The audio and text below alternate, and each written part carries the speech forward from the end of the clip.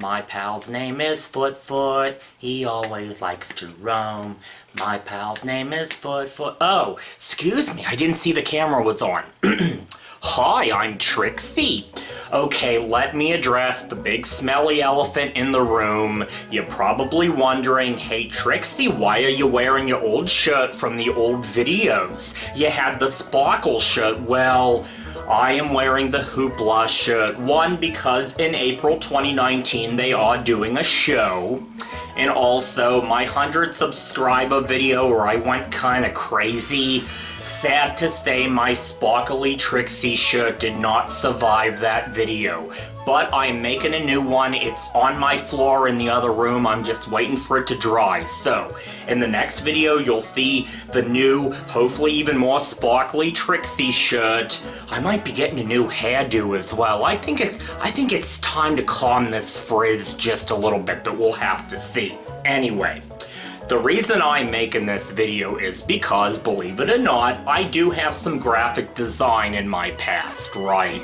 I took classes on it, learned up on it a little bit, and I'll tell you what, now that I've learned about it, when I see sucky graphic design, I can tell right away. My eyeballs start tingling. My brain starts sending off signals and telling me, hey Trixie, look at that design, doesn't that just suck? And as someone who does collect records, I have a number of album covers that are just very offensive to my eyeballs. So I'm gonna show you some of the crappiest ones I own. Maybe you'll agree, but take a look at these stinkers. The first one we got here is Forever by Pete Drake. Now this guy was kind of a pioneer, right? Like he was doing the talk box thing before Peter Frampton was. Matter of fact, I think he actually taught Peter Frampton how to do the talk box thing, but this cover, I just don't like all this empty green space.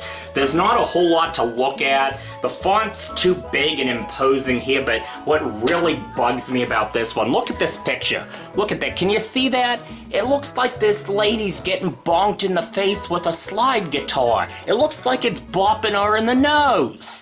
And on top of that, why does it fade away as it gets closer to a face? Is this some kind of ghostly guitar? I just don't get it.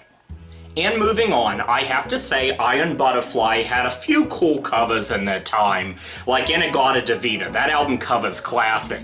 This is the real I came up with this in 5 minutes album cover.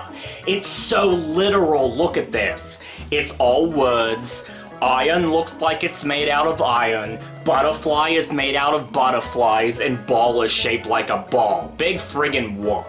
And the back cover doesn't get any better. It's still the same like ugly yellow color scheme, but we got these like colored faces of the band members, but there's so little detail you can't really tell which member is which. It's just a huge waste of time and a pile of crap.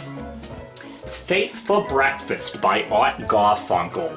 Now, okay, it's not the best picture of the man, but I don't just hate this cover. It's not terrible, but there's one thing that bugs me about it. Look at his hairdo here. Look at his hair, real close. That one little perfect rectangular cleft in his hair bugs the living hell out of me. You know, I have seen a lot of parodies of the Saturday Night Fever cover. You know, they have that album Sesame Street Fever with Grover doing the John Travolta pose. I have that one. But I also have this one. Saturday Night Fiedler by Arthur Fiedler and the Boston Pops. You know what, it's not the most dignified cover in the world, but I'll give the old guy some credit. I like it. This one does give me a smile. And this is one where the lettering just bothers me. More greatest hits of the Monkees. I don't get this like weird 1980s looking industrial font they used. I just don't. Oh, you know what? The cellophane is too reflective. Just rip this off here. It's alright, it's already open. Anyway, I wanted to show you the back cover. See, they repeat this big ugly font at the top, but it looks even more out of place because when you go down here to the track list and stuff, they switch to a much plainer font. It doesn't gel at all. It does not gel.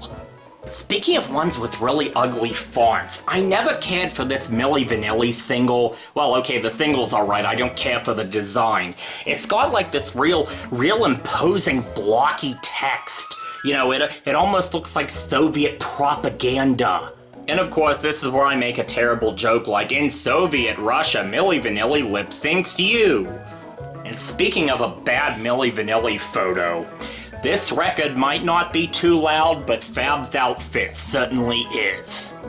Okay, so I have just 2 left, and we're getting into bootlegville now.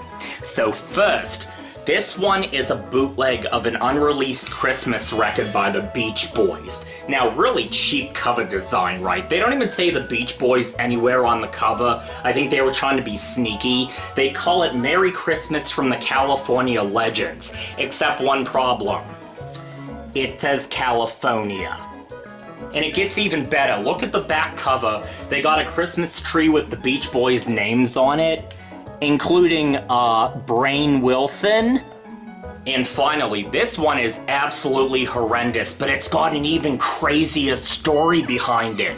So, this one is called Withered Beatles. Now obviously, the cover of this bootleg is a parody of With the Beatles, except it's got the Beatles as like old men, see there?